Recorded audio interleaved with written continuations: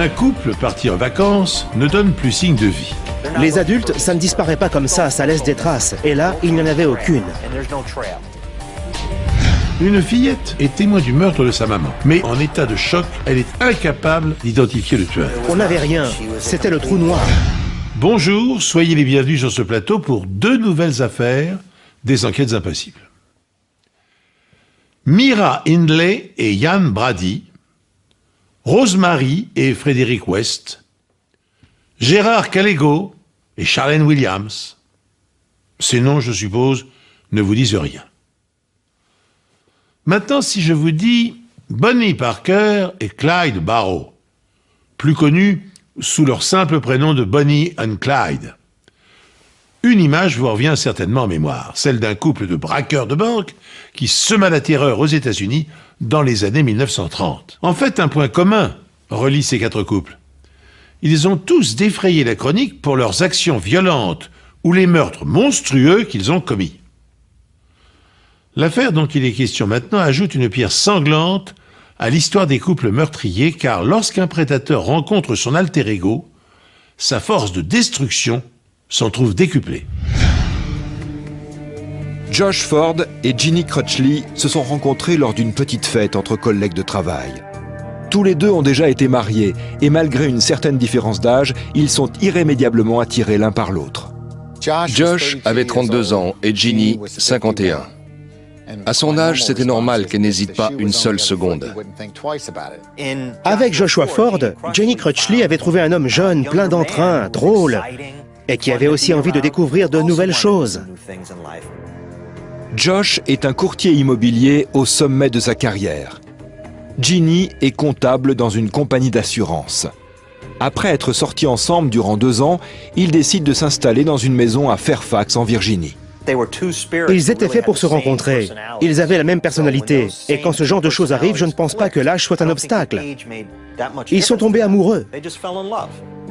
Le couple loue un appartement pour le week-end prolongé du Memorial Day à Ocean City, dans le Maryland, une destination très prisée du littoral atlantique. Mais ni Josh ni Ginny ne retournent au travail à l'issue de ce week-end. Ils étaient très consciencieux. Ils n'étaient jamais absents, ils étaient toujours ponctuels. Les collègues de Ginny ont tout de suite été inquiets de ne pas la voir arriver et ont rapidement appelé la police. La police se rend à leur location et retrouve la voiture de Ginny dans le parking de la résidence. Les enquêteurs ont vite compris que le véhicule était là depuis un moment. À Ocean City, le vent dépose du sable partout et il s'accumule rapidement. À l'intérieur de l'appartement, rien ne semble suspect. Il n'y avait aucun signe de lutte, ni aucun signe d'effraction, pas de vitres brisées. Tout était relativement bien rangé.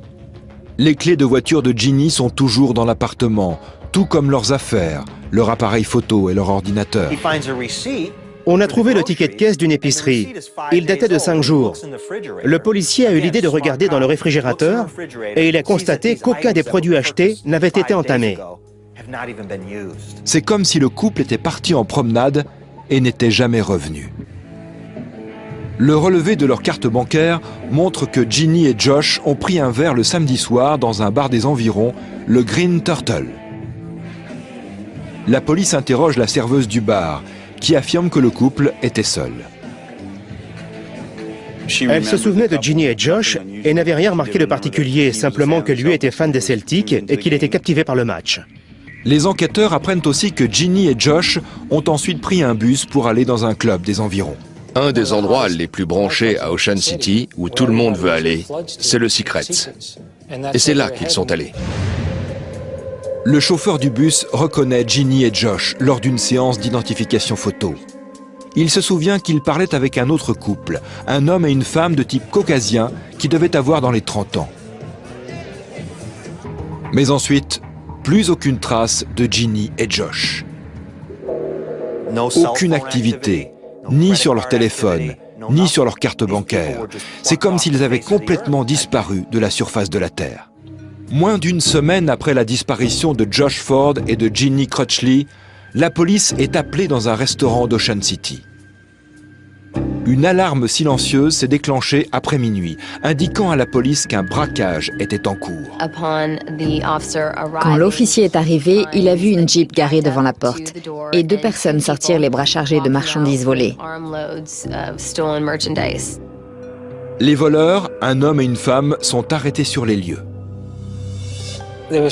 Ils étaient tellement défoncés qu'ils pensaient pouvoir s'en tirer. L'homme a dit à l'un des policiers « Si on rend tout, ça va, c'est cool ». Benjamin et Erika Seyfried n'ont rien du gentil couple marié, mais ils n'ont pas le profil de criminels non plus. Erika Seyfried est issue d'une famille relativement aisée. C'était une excellente étudiante et une excellente joueuse de basket. Statistiquement, ses tirs à 3 points étaient dans le top 5 du pays quand elle était en première et deuxième année. Benjamin Seyfried, ou BJ comme on avait coutume de l'appeler, est un ancien membre des forces spéciales de la marine, sorti major de sa promo. C'était un expert en armes, il faisait partie de l'élite. Certains de ses anciens frères d'armes m'ont dit que c'était le genre de type qui sortait tout le temps et qu'il buvait toute la nuit jusqu'à 5 heures du matin, mais qu'après il rentrait à la base pour dormir 1 heure ou 2 avant de faire un parcours de 20 km où il battait tout le monde parce qu'il en voulait et que c'était son truc. Josh et Ginny n'ont pas de casier judiciaire. Pourtant, dans leur véhicule, la police fait des découvertes surprenantes. Ils étaient armés jusqu'aux dents. Elle avait une arme à la ceinture, un 357 Magnum à 5 coups. Et lui aussi avait un Sig Sauer 9 mm chargé. Et dans la voiture, on a trouvé un calibre 45, une arme de combat. Bref, quand on a tout ça, c'est qu'on n'est pas clair. Les policiers découvrent également un autre élément intéressant. Dans le sac à main d'Erika, il y a les permis de conduire de Josh et Ginny. À première vue, ces 2 affaires ne sont pas liées. Jusqu'à ce qu'un policier découvre dans le sac à main d'Erika Seyfried, la femme arrêtée, les permis de conduire de Joshua Ford et de Ginny Crushley, le couple porté disparu. Ils ont tout de suite compris que c'était bien plus grave qu'une simple affaire de cambriolage. Interrogés par la police, Erika prétend qu'ils ont trouvé les permis et qu'ils n'ont jamais rencontré Josh et Ginny. Ils auraient effectivement pu les trouver sur la plage. Et peut-être qu'ils avaient besoin d'une nouvelle identité parce qu'ils préparaient un coup. À l'arrière du véhicule des Seyfried, la police découvre des cagoules et des menottes. On peut imaginer qu'ils les avaient pris en otage et qu'ils les retenaient toujours captifs quelque part. La police a toutes les raisons d'orienter ses recherches à proximité de la location des Seyfried. Leurs découvertes ont dépassé leurs attentes. Sur la table, à l'extérieur du salon, les enquêteurs découvrent 2 balles usagées. Les enquêteurs établissent très rapidement que BJ et Erika leur ont menti. Ils ont trouvé une pile de photos, il y en avait plein. Et sur le dessus de la pile, il y avait une photo de Ginny et Josh aux Secrets. Elle avait été prise aux Secrets la dernière nuit où ils ont été vus vivants. Sur l'une des photos prises par les Seyfried, on voit une bague sur la main de Josh Ford. Sur une autre photographie, prise 2 jours après la disparition de Josh et Ginny, Erika porte cette même bague sur une chaîne autour de son cou. Et au moment de son arrestation, la fameuse bague était dans son sac à main.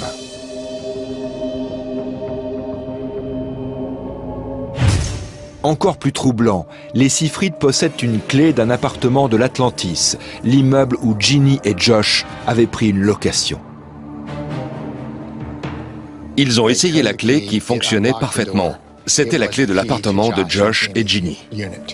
Les enquêteurs sont maintenant certains que les Seyfried sont impliqués dans la disparition de Ginny et Josh. Mais jusqu'à quel point? Les enquêteurs décident alors de passer la salle de bain des Seyfried au peigne fin. Et là, ils découvrent un indice capital. J'ai remarqué une sorte de substance orange sur le carrelage. Et il y avait une traînée de cette substance le long de la cabine de douche. J'ai pensé que ça pouvait être du sang.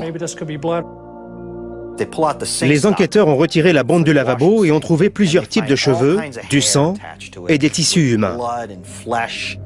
Sous le lavabo, la police remarque un trou laissé par une balle. Elle a traversé le mur pour aller dans la chambre adjacente. Le trou de cette balle correspond au projectile retrouvé sur la table basse des Sifrites. Sur l'une des deux balles, il y avait de la poussière, et sur l'autre, on voyait du sang dans les rainures. Sur la porte-fenêtre de la salle de bain, les techniciens de scène de crime relèvent une empreinte palmaire partielle. Les analyses du sang trouvé dans la salle de bain et sur la balle de 357, qui était sur la table des Sifrites, permettent d'établir un profil ADN. Les enquêteurs prélèvent des échantillons d'ADN sur les brosses à dents et cheveux de Josh et Ginny afin d'obtenir leur profil. La plupart des échantillons que nous avons analysés contenaient l'ADN de Josh Ford et de Ginny Crutchley. L'ADN sur la balle de 357 retrouvée chez les Sifrites est bien celui de Josh Ford. On pouvait donc en conclure que cette balle était dans le corps de Josh Ford et qu'elle en avait été retirée, comme si les Sifrites voulaient un trophée. Les corps demeuraient introuvables, mais nous avions la certitude que quelqu'un avait connu une mort atroce dans cette pièce.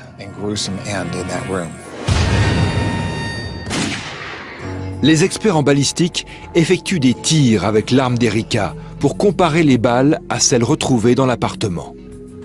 Lorsqu'une balle à tête creuse entre en contact avec un tissu vivant, elle se déforme et champignonne. Beaucoup de gens pensent que cette expansion endommage la balle et peut compromettre une analyse balistique. Mais c'est tout simplement faux. Les deux balles récupérées sur la table basse des Sifrites correspondaient à cette arme. En clair, elles avaient été tirées avec le 357 Magnum. Même fabriquée en série, chaque arme possède une signature qui lui est propre, car les rainures du canon laissent leur empreinte sur la balle. Le percuteur et l'éjecteur griffent la douille de manière caractéristique. Ainsi, quand une arme suspecte est retrouvée, on procède à des tirs dans un caisson sécurisé, puis on analyse balles et douilles à l'aide d'un microscope de comparaison. Ce microscope, dit de Gravel, du nom de son inventeur, a révolutionné une discipline jusque-là empirique. La bague de Josh, qu'Erika portait autour du cou, présente également des traces de sang. Les analyses ADN permettent d'établir qu'il s'agit du sang de Josh. Confrontée aux preuves, Erika Sifrite accepte de passer un accord avec le procureur. Elle accepte de conduire la police là où se trouvent les corps de Josh et Ginny et de témoigner contre son mari en échange d'une remise de peine. Elle avoue aux enquêteurs qu'ils ont démembré les corps de leurs victimes avant de les jeter dans une benne à ordures du Delaware, à 15 km de là. La police ne s'attendait pas à tant de coopération. Le Delaware a un système particulier de traitement des déchets. Chaque benne est déversée à un endroit précis de la décharge. 8 jours après la disparition de Ginny et Josh, la police retrouve les restes de leur corps démembrés. La balle qui a traversé le corps de Josh a été tirée par l'arme d'Erika Sifrite. Et l'empreinte palmaire relevée sur la fenêtre de la salle de bain des Sifrites est celle de Josh. Josh Ford et Ginny Crutchley ont été choisis au hasard par un couple pour qui violer les lois était devenu une quête obsessionnelle. Erika et BJ Sifrite se retrouvaient dans cette folie criminelle. Mais alors que la police pense que cette affaire est résolue, Erika Sifrite fait d'autres révélations que les enquêteurs ont bien du mal à croire. Je pense qu'elle avait un côté sombre, diabolique, tout comme lui. Entre eux, le mélange était explosif. L'un était l'allumette, l'autre la mèche. L'accusation passe un accord avec Erika Sifrite. Si elle leur dit la vérité sur ce qui est arrivé à Ginny Crutchley et Josh Ford, elle pourra bénéficier d'une remise de peine. Et pour cela, Erika Sifrite doit passer au détecteur de mensonges. Elle prétend d'abord qu'elle n'a rien à voir avec les meurtres et qu'elle n'a fait qu'aider Benjamin à transporter les corps, avant de donner ensuite une autre version des faits. Juste avant le test, elle a reconnu qu'elle était plus impliquée dans les meurtres que ce qu'elle nous avait dit. Elle a admis avoir poignardé Ginny. Erika apprend également à la police que le tatouage sur sa hanche a une signification particulière.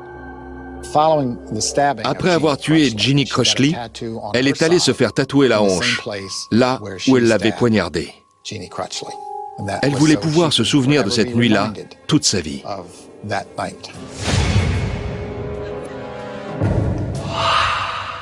Elle était impliquée dans cette affaire du début à la fin. Elle a reconnu avoir organisé les meurtres. À partir de là, c'était impossible de donner suite à notre accord. BJ et Erika Seyfried sont inculpés de meurtre avec préméditation. Les époux finissent par s'accuser mutuellement. Alors que le procès approche, la police cherche toujours le mobile de ce double homicide. Nous pensons que ces meurtres ont été commis uniquement pour le plaisir de tuer, juste pour éprouver le frisson de tuer quelqu'un. Nous en sommes arrivés à la conclusion que c'était la seule raison. Le couple possède un magasin de scrapbooking près d'un centre commercial d'Altoona, en Pennsylvanie. Le scrapbooking, c'est un loisir qui consiste à transformer de banales photos en œuvres graphiques originales. Alors pour les personnaliser, les rehausser de traits et de couleurs, on utilise du matériel traditionnel, papier, colle, crayon de couleur, autocollant ou motifs préimprimés. Mais comment un couple se livrant à ce commerce pacifique a-t-il pu basculer dans la barbarie? Selon Erika, le couple n'avait que très peu de rapports sexuels. Elle m'a dit que son mari fantasmait sur des braquages et des situations à risque. C'est ce qui le faisait vibrer. Ils ont commencé à s'attaquer à des magasins qui se trouvaient à proximité du leur. Mais ils se sont vite lassés. Ils voulaient passer à la vitesse supérieure. Ils voulaient le grand frisson. C'était un couple plus qu'étrange, ça c'est certain. La police pense que les Seyfried étaient en quête de sensations fortes lorsqu'ils ont croisé Ginny et Josh aux Secrets. Au bout d'un moment, les deux couples décident de repartir ensemble pour l'appartement des Seyfried. Au programme de leur soirée, boire, discuter et profiter du jacuzzi. Mais les Seyfried ont décidé de jouer avec le couple. Erika prétend qu'elle a perdu son sac avec des bijoux de grande valeur à l'intérieur. Vous auriez pas vu un petit sac noir? Il est forcément par là. Et elle demande à Ginny et Josh de l'aider à le chercher. Mais les Seyfried étaient les seuls à connaître les règles du jeu. Non, je ne sais pas, mais aidez-moi à le retrouver. Si Ginny et Josh retrouvent le sac, ils auront le droit de vivre. S'ils échouent, ils paieront le prix de cet échec. Je l'ai pas sorti, il s'est quand même pas envolé. Ginny et Josh ne parviennent pas à retrouver le sac d'Erika. BJ les accuse alors de l'avoir volé. Ils ont dû le prendre. Quoi? Vous l'avez volé? Calmez-vous. Où il est? On l'a pas. Trouve-le, à poil. T'es sérieux? Tout de suite. Vite, la ferme. Mais on l'a pas, ok? Ginny et Josh se réfugient dans la salle de bain et ferment la porte à clé. Ils essaient de s'enfuir par la fenêtre où Josh laissera une empreinte palmaire. Ouvre la porte, Josh! D'après les preuves recueillies, 4 balles ont été tirées. Les 2 premières traversent la porte et touchent Josh au torse. Selon Erika, BJ a tiré la 3e dans la tête de Josh. La police pense qu'Erika a ensuite tiré sur Ginny, mais l'a manqué. Peut-être pour mettre encore plus de piment à leur petit jeu cruel. Le projectile a traversé le mur pour se loger dans la chambre adjacente. Erika avoue aux enquêteurs que c'est elle qui a poignardé Ginny.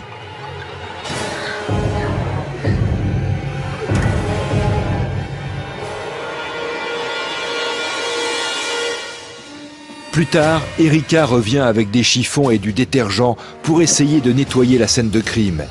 Elle affirme que quand elle est arrivée, BJ était dans le jacuzzi avec les têtes des 2 victimes.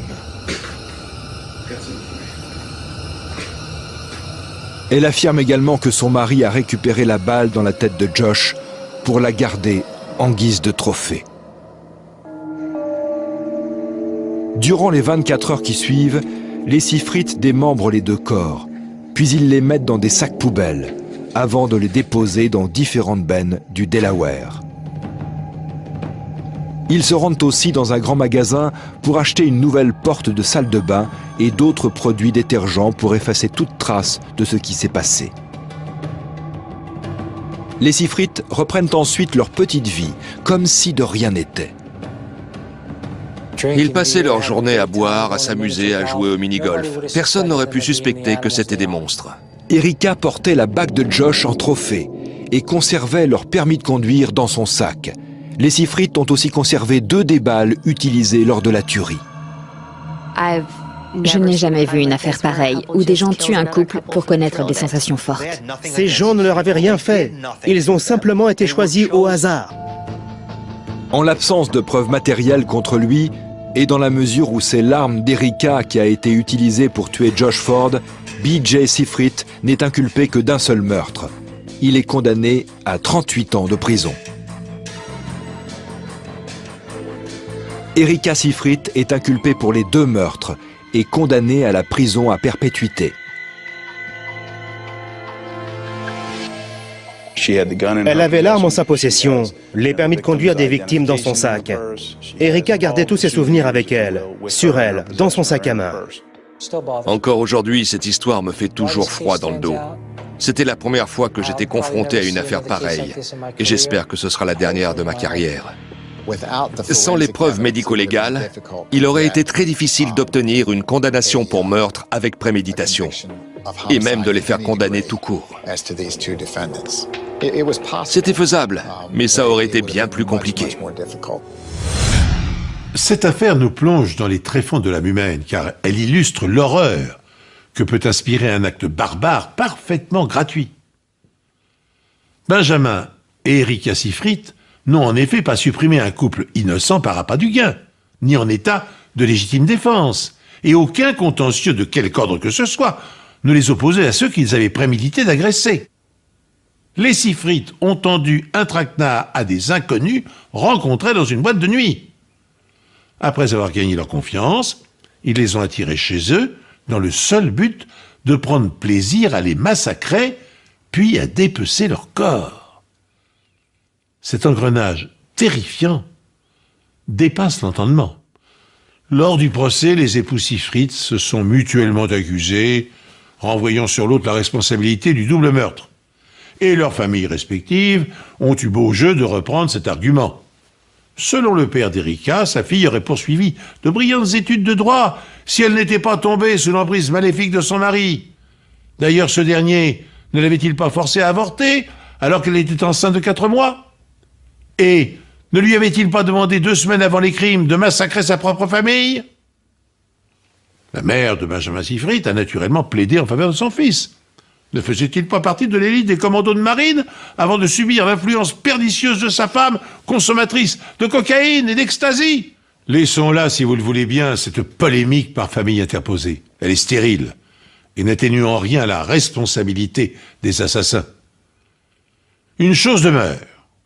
Au lieu de se neutraliser en vivant ensemble, les époux ont additionné le potentiel destructeur qu'ils portaient en eux. Une petite fille assiste, terrorisée, à l'intrusion d'un homme dans sa maison. Pour obliger sa mère à se soumettre à ses désirs pervers, il frappe sa fille sauvagement jusqu'à ce qu'elle perde connaissance. Parviendra-t-elle à survivre à ses blessures et sera-t-elle capable de reconnaître le meurtrier de sa mère? Dans ce cas, elle se retrouvera doublement victime, puisque, après avoir été agressée, elle deviendra à son tour la cible de l'assassin qui essaiera de l'empêcher de témoigner. L'affaire que je vais vous raconter maintenant est dans ce sens doublement terrifiante. Mike Odom fait la connaissance de Cathy Martin au lycée. Ils sortent un moment ensemble, puis décident de se marier. Mais avant le mariage, Mike est arrêté pour trafic de drogue, une erreur de jeunesse qui l'envoie derrière les barreaux pendant 2 ans. Je me souviens que lorsqu'il était en prison, Cathy avait décidé d'attendre qu'il soit libéré pour reprendre leur relation, ce qu'elle a fait. Peu après sa sortie de prison, Mike et Cathy se marient. Ils ont 2 enfants, Tasha et Sean. Le père de Cathy propose même à Mike de l'engager dans son entreprise d'enseigne publicitaire. Cathy faisait de son mieux pour que leur mariage fonctionne. Tout va pour le mieux, jusqu'à ce qu'un soir, Mike ne parvienne pas à joindre Cathy. Celle-ci a pourtant dit qu'elle resterait à la maison avec les 2 enfants. Cathy ne répond pas au téléphone. Mike décide alors d'appeler le voisin et lui demande d'aller voir ce qu'il se passe. Le voisin est allé voir, il a frappé à la porte, mais personne n'a répondu. Il a regardé par la fenêtre et je crois que la télé était allumée. Il y avait quelque chose d'anormal. Mais au lieu d'appeler la police, le voisin part directement chercher de l'aide en ville. Un officier de police et lui reviennent ensemble au domicile des Odom. L'officier entre dans la maison. La porte n'est pas fermée. À l'intérieur, il découvre la petite Tasha, 4 ans, inconsciente sur le canapé du salon après avoir été battue. Mais elle respire encore. Sean, 2 mois, est dans la pièce d'à côté. Il n'est pas blessé. Dans une autre pièce, il découvre le corps de Cathy Odom gisant sur le sol. Elle est nue et baigne dans son sang. Elle a été poignardée à mort. L'ambulance transporte d'urgence la petite Tasha à l'hôpital. Lorsque le père de Cathy arrive sur les lieux, la police ne lui donne que peu d'informations sur le drame qui vient de se produire. Je lui ai demandé où étaient les enfants et il m'a répondu qu'on les avait emmenés à l'hôpital. Et il a ajouté que je ferais bien de m'y rendre moi aussi pour voir si tout allait bien. Frank m'a décrit le sentiment effroyable qu'il a ressenti en levant les yeux vers l'écran de la télé dans la salle d'attente de l'hôpital. C'est comme ça qu'il a appris le meurtre de sa fille. Lorsque Mike Odom arrive, la police l'observe attentivement.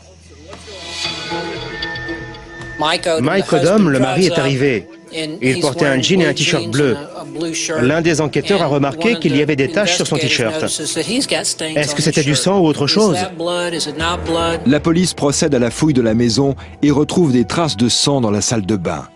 Ce qui veut dire que le tueur a tout nettoyé avant de quitter les lieux. Mais la police ne trouve aucune trace d'effraction. À l'exception de la porte d'entrée, toutes les portes sont fermées à clé. Cathy connaissait probablement son meurtrier. L'autopsie révèle que Cathy Odom a été poignardée à 19 reprises et agressée sexuellement. Il s'agit d'un crime passionnel. Le tueur connaissait la victime. Si ce n'était pas le cas, pourquoi aurait-il jugé nécessaire de la poignarder à 16 reprises et de l'égorger 3 fois? La disposition des vêtements de Cathy leur en apprend un peu plus sur le déroulement des faits. Elle les a enlevés, puis les a soigneusement pliés. Ils n'ont pas été arrachés. Elle s'est déshabillée de son plein gré. La police pense que l'assassin s'en est pris à la fille de Cathy, Tasha, pour l'obliger à faire ce qu'il voulait. Le tueur semble s'être servi du fil d'une lampe pour attacher les poignets de Cathy avant de la violer. Ce n'est qu'ensuite qu'il l'a poignardée à mort. Tasha était sous perfusion. Elle était dans le coma. Elle avait été sévèrement battue. Alors que les médecins tentent de sauver Tasha, la police interroge son père. Il était totalement bouleversé. Mais certaines personnes sur la scène de crime ont jugé qu'il fallait qu'on pousse nos investigations un peu plus loin. Bizarrement, Mike Odom n'est pas rentré chez lui directement après son travail le soir du meurtre. Il est sorti avec des amis. C'est la raison pour laquelle il a appelé sa femme, pour la prévenir qu'il rentrerait plus tard que prévu. On a déjà vu des affaires où quelqu'un orchestrait un meurtre de A à Z sans pour autant se trouver sur les lieux. Et pour se forger un alibi, il appelle quelqu'un pour lui demander de vérifier si sa femme va bien. Nos soupçons se portent toujours sur le mari, jusqu'à ce qu'il soit totalement mis hors de cause.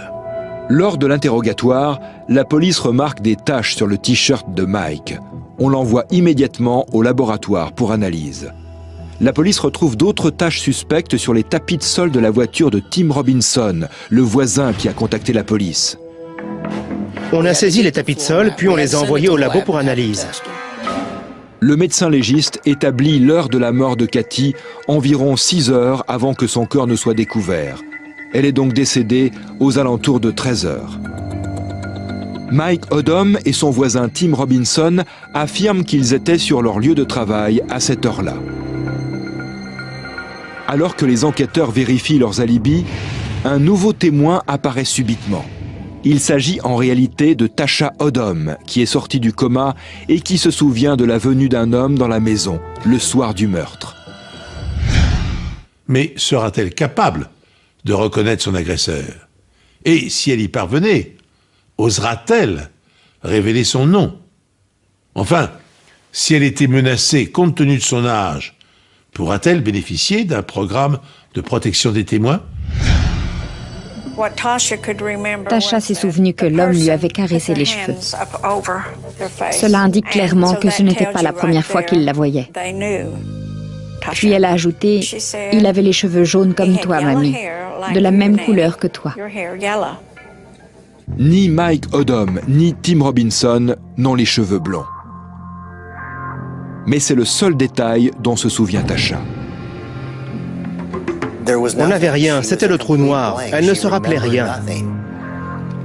Les résultats des analyses révèlent que les taches dans la voiture de Tim Robinson sont tout simplement de l'huile de moteur. Problème, les taches relevées sur le t-shirt de Mike Odom sont des taches de peinture. De plus, des collègues confirment l'alibi des deux hommes qui se sont soumis au détecteur de mensonges avec succès. S'ils n'ont rien à voir avec l'affaire, mieux vaut les éliminer de la liste des suspects aussi vite que possible pour se concentrer sur les autres. Et dans cette affaire, un nom est sur toutes les lèvres dans l'entourage de Cathy, son beau-frère Greg Marquardt. Tout le monde savait qu'il y avait beaucoup de tension entre eux. Lui était complètement obnubilé par elle et il ne s'était pas gêné pour lui faire des avances.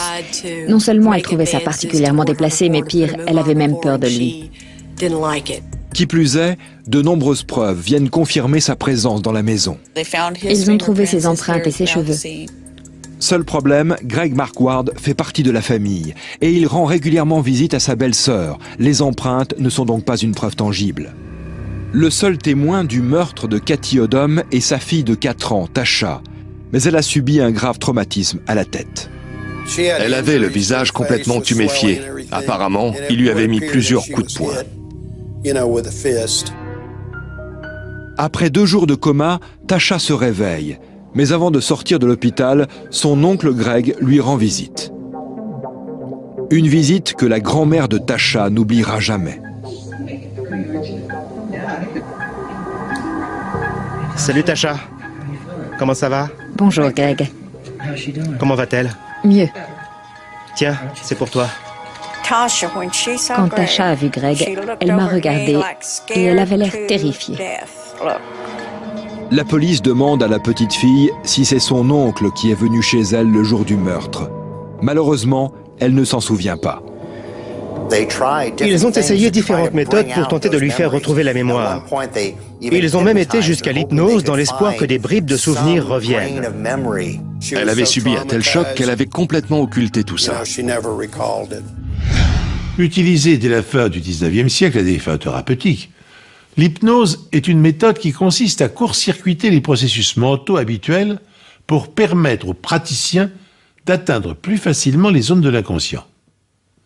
Il existe 2 approches pour plonger un patient en état d'hypnose. La première est basée sur la suggestion. La personne, face à l'hypnotiseur, subit des injonctions verbales, visuelles et corporelles. La seconde sollicite sa participation active. Appliquée à l'enquête criminelle, l'hypnose donne des résultats souvent probants. Mais cette méthode sera-t-elle efficace appliquée à une fillette de 4 ans? Greg Marquardt, 35 ans, est marié à Shelley, la sœur de Cathy, depuis 4 ans. Shelley et Greg ont déjà fait de la prison pour une affaire de drogue. Ce genre d'affaire était très courant dans les années 80. En fait, c'est justement à cause de Greg que Cathy a décidé de déménager. L'homme lui faisait régulièrement des avances. Elle avait peur de lui, peur de se retrouver un jour seule avec lui. Bien qu'il ait essuyé plusieurs refus, Greg affiche ouvertement son attirance pour Cathy, et plus particulièrement pour une partie bien précise de son anatomie. Il était obsédé par son ventre. C'était très étrange d'ailleurs. Comment peut-on être obsédé par le ventre de quelqu'un? Cette fixation pour son ventre prend une telle ampleur que Kathy en parle même à ses amis. Cathy leur a dit « Je ne comprends pas, il fait une fixation sur mon ventre. Tout ce qui l'intéresse, c'est de coucher avec moi. » J'avais déjà entendu parler de fétichistes des pieds ou des mains, mais c'était la première fois que j'entendais parler d'un fétichiste du ventre. Et justement, Kathy a été poignardée au ventre à de nombreuses reprises. Il s'agissait de blessures très profondes. Lors de son interrogatoire, Mark Ward nie toute implication dans le meurtre et il n'a rien à leur dire. À un moment, pendant l'interrogatoire, il a dit tout simplement « Excusez-moi, je dois aller remettre de l'argent dans le parc-mètre. » Il s'est levé, il est sorti et il n'est jamais revenu. La femme de Greg, Shelley, qui est également la sœur de la victime, explique que celui-ci l'a conduite à l'école à 10h30 le jour du meurtre, puis il est revenu la chercher à 14h30. 4 heures pendant lesquelles il aurait eu largement le temps de commettre son meurtre et de tout nettoyer avant d'aller chercher sa femme. Si je devais faire une description de Shelley, je dirais que c'était une femme totalement dépendante. Elle était sous l'emprise totale de Greg Mark Ward, son mari. D'après ce que je sais, c'est lui qui l'avait rendu accro à l'héroïne. Et ça, c'est la pire des choses qu'un être humain puisse faire subir à un autre. L'analyse de la scène de crime n'apporte pas grand-chose. Si les empreintes de Greg sont effectivement présentes un peu partout à l'intérieur, c'est également le cas pour les autres membres de la famille. C'était son beau-frère et il était déjà allé chez elle avant le meurtre. Il était donc normal qu'il y ait ses empreintes et ses cheveux à l'intérieur. Bien que la victime ait été violée, les faits interviennent bien avant l'utilisation systématique de l'ADN dans ce genre d'affaires. À l'époque, dans les années 80, on utilisait la sérologie. En résumé, on recherchait uniquement le groupe sanguin. Mais pour cela, il nous fallait un échantillon important de sang et on n'obtenait rien de plus que le groupe sanguin. Le groupe sanguin déterminé grâce à l'échantillon du kit de viol est le même que celui de Greg Mark Ward. Il était de type O, comme à peu près 50% de la population. On n'était pas plus avancé. Faute de preuves, la police est obligée de classer l'affaire. On a inhumé Kathy et le temps a commencé à faire son travail. J'allais très régulièrement sur la tombe de ma fille, toujours avec cette même question en tête. Qui avait pu faire une chose pareille? On dit souvent que si on ne résout pas une affaire dans le mois qui suit les faits, les pistes se refroidissent et ça devient quasiment impossible. Si Greg et Shelley Mark Ward reprennent peu à peu le cours de leur vie, le père de Kathy a beaucoup de mal à reprendre pied. D'abord, il doit surmonter la mort de sa fille qui a été assassinée. Ensuite, il doit continuer à vivre avec l'intime conviction que l'homme qui en est responsable est marié à sa deuxième fille. Comment peut-on endurer tout ça? 11 ans se sont écoulés depuis la mort de Kathy. Et la police bénéficie enfin de tests ADN suffisamment fiables pour obtenir un profil génétique à partir des preuves biologiques récoltées sur le kit de viol. Mais lorsque la police compare ce profil à celui de Greg, les résultats ne sont pas concluants à 100%. Ils indiquent néanmoins que celui-ci figure parmi les 2% de la population susceptible de correspondre.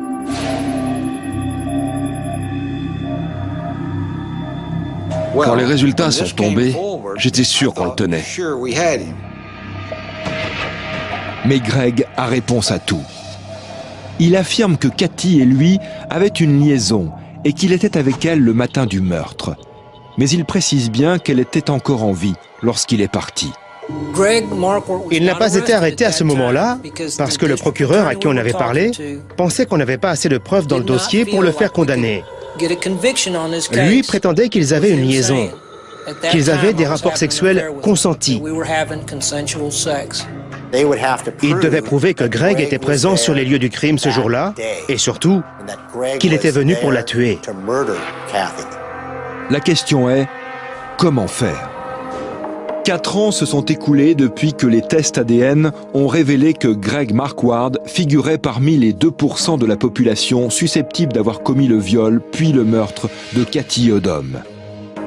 Mais les enquêteurs ne savent toujours pas comment contrer l'argument de Greg, qui affirme avoir eu une liaison avec la victime au moment des faits. Depuis le début, il travaille avec Catherine Long à Orchil-Selmark, un laboratoire privé de médecine légale dans la ville de Dallas. Le père de Catherine Long était le chef de la police d'El Paso, au Texas. Elle a donc une vision légèrement différente de celle des autres analystes. Le laboratoire Selmark effectue des expériences inhabituelles à cette époque. En résumé, on était tout simplement en train de s'étrangler mutuellement. Bien entendu, ils ne font pas ça pour s'amuser, mais dans le cadre de leurs recherches. Ils tentent de déterminer si oui ou non un homme dépose des cellules de peau sur sa victime pendant qu'il l'étrangle. On effectuait des prélèvements sur le cou de celui qui jouait la victime et sur les mains de l'étrangleur. Ils se rendent alors compte qu'il y a un important transfert de cellules. Il y en avait beaucoup en fait. Les enquêteurs doivent alors trouver quelque chose susceptible de contenir les fragments de peau de l'assassin dans la liste des indices relevés lors du meurtre de Cathy. Ils s'intéressent donc au fil de la lampe utilisé pour attacher les mains de la victime. Partout où on va, on laisse des traces de notre passage. Ça peut être des cellules épithéliales, un follicule pileux ou une empreinte. La technique consistant à prélever des traces biologiques susceptibles de contenir l'ADN d'un suspect n'a pas cessé de se perfectionner depuis 1985, date de son application dans les enquêtes criminelles. Si au début, seules les taches de sang étaient analysées, les méthodes d'amplification et de duplication automatisée des cellules permettent aujourd'hui aux experts biologistes de travailler à partir d'échantillons parfois minuscules de matières biologiques les plus diverses. Poils, cheveux, salive, sueur, sperme, flux divers, moelle osseuse. Dans notre affaire, les policiers espèrent que le meurtrier a laissé quelques cellules de peau sur le fil électrique qu'il a utilisé pour entraver les mains de la victime. Mais dans cette hypothèse, livreront-elles leur secret 15 ans après le crime ? Le sac en papier permet une meilleure respirabilité. S'il y a de la moisissure sur un objet, elle va sécher. Et cela prolonge la durée de vie de l'ADN. L'ADN a été préservé plus longtemps que dans un sac en plastique. Le fil est couvert de sang, ce qui facilite grandement la tâche des techniciens. Ils n'ont plus qu'à appliquer un coton-tige sur le fil pour récupérer les cellules de peau présentes dans le sang. Les tests mettent au jour deux profils génétiques distincts. Le premier est celui de Cathy. Le deuxième est celui de Greg Marquardt. Seule explication à la présence de son ADN sur le fil électrique ensanglanté, c'est bien lui, le meurtrier. Il est donc arrêté et mis en examen pour le meurtre de Cathy Odom. Pendant sa détention, Marquardt raconte en détail son effroyable meurtre à son codétenu. Ce jour-là, il était sous héroïne. J'étais dans le coin, je peux entrer? Bien sûr, entre. À peine entré dans la maison, il fait aussitôt des avances à Cathy, qui le repousse une première fois. Arrête. Tu crois vraiment que... Arrête, je te dis. Alors, pour lui forcer la main, il frappe la petite Tasha au visage à plusieurs reprises, en la laissant pour morte. Mais Greg ne s'arrête pas là. Il menace également la jeune femme de s'en prendre au bébé, Sean, qui dort dans la pièce d'à côté. Alors, pour sauver son bébé, Cathy s'exécute. Déshabille-toi! Dépêche-toi! Greg prend un couteau dans la cuisine pour couper le fil de la lampe, puis lui attache les mains. Au passage, il laisse son ADN sur le fil. Après l'avoir sauvagement violée, il la tue à coups de couteau.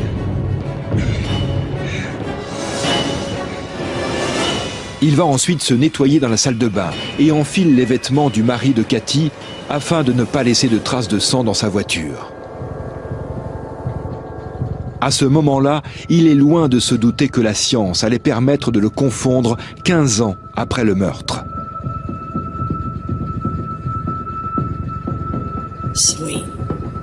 Merci mon Dieu, justice a été rendue. On ne sait pas comment ce sera dans 10 ou 20 ans, mais il est clair que la science aura encore progressé. C'est fabuleux. Face à de telles preuves, Greg Marquardt plaide coupable du meurtre de Cathy Odom. Il est condamné à 45 ans de prison. Mais au bout de 4 ans de détention, il décède d'un cancer du foie. Il avait 56 ans.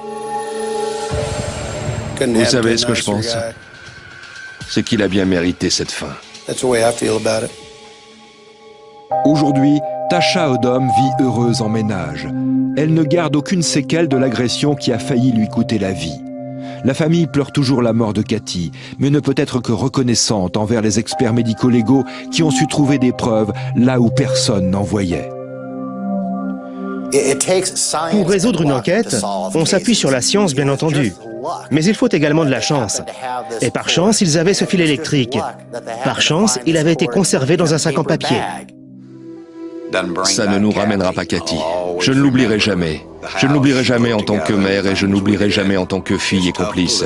C'est dur de perdre un enfant, mais je remercie le Seigneur pour tout ce qu'il a fait. C'est le genre d'affaire qui fait un peu notre fierté. On était tous très contents d'avoir finalement pu la résoudre au bout de tant d'années. Mais aussi soulagés que Greg ait été reconnu coupable de meurtre par les jurés. Malheureusement, il en reste encore beaucoup d'autres qui ne sont pas résolus. Greg Marquardt a plaidé coupable du viol et du meurtre de Cathy Odom, sa belle-sœur. Il a été condamné à purger une peine de 45 ans de prison. Mais pour tenter de comprendre les liens obscurs qui s'étaient tissés entre les membres de cette famille, eh bien, j'ai entrepris des recherches dans les archives de la police américaine.